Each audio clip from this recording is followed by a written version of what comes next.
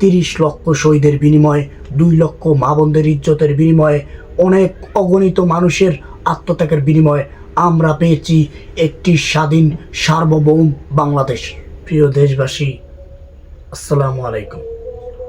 আজ 16 ডিসেম্বর বাঙালি জাতির জাতীয় জীবনের অত্যন্ত অবিস্মরণীয় এবং গৌরবময় দিন। এই দিনে আমরা পালন করছি মহান বিজয় দিবস। এই দিনটি আমাদেরকে শিখিয়েছে মাথা উঁচু করে স্বাধীনভাবে বাঁচতে। আজকের এই দিনটি শুধু উৎসবের দিন নয়, এটি আমাদের আত্মত্যাগ, সংগ্রাম ও চূড়ান্ত বিজয়ের ইতিহাস। 1971 সালের এই দিনে 9 মাস রক্তক্ষয়ী মুক্তিযুদ্ধের পর বাংলার আকাশে উদিত হয়েছিল এক সোনালী বিজয়ের সূর্য।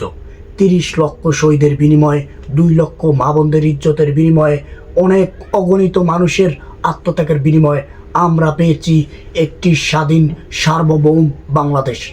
আজকের এই উৎসবের দিনে গভীর শ্রদ্ধার সঙ্গে স্মরণ করছি সে সকল শহীদদের, যারা তাদের জীবন বাজি রেখে রক্তের বিনিময়ে মৃত্যুর কাছে নিজেকে ঠেলে দিয়ে আমাদের এই দেশকে স্বাধীন করেছিল। সৃষ্টিকর্তার কাছে একটাই চাওয়া, সেই সকল বীর শ্রেষ্ঠ শহীদদের, বীর বিক্রমদের, বীর উত্তমদের, সকল শহীদদের যেন সৃষ্টিকর্তা মাফ করে নাজাতের ব্যবস্থা করে দেন।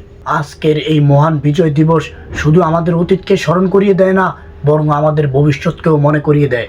কেননা আমরা জানি স্বাধীনতা অর্জন করা যতটা কঠিন, স্বাধীনতা রক্ষা করা তার চেয়েও কঠিন। দেশকে ভালোবাসা মানে শুধু স্লোগান দেওয়া নয়, দেশকে ভালোবাসা মানে সততা, নৈতিকতা ও দায়িত্ববোধ নিয়ে দেশের জন্য কাজ করা। আজকের প্রজন্ম হিসেবে আমাদের দায়িত্ব মুক্তিযুদ্ধের চেতনাকে হৃদয়ে ধারণ করা, স্বদেশ প্রেমে উদ্বুদ্ধ হয়ে দুর্নীতি, অন্যায় ও বৈষম্যের বিরুদ্ধে রুখে দাঁড়ানো।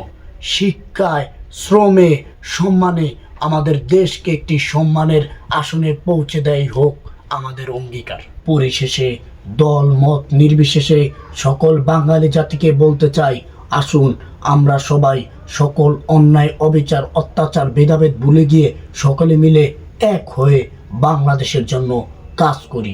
সবার আগেই বাংলাদেশ।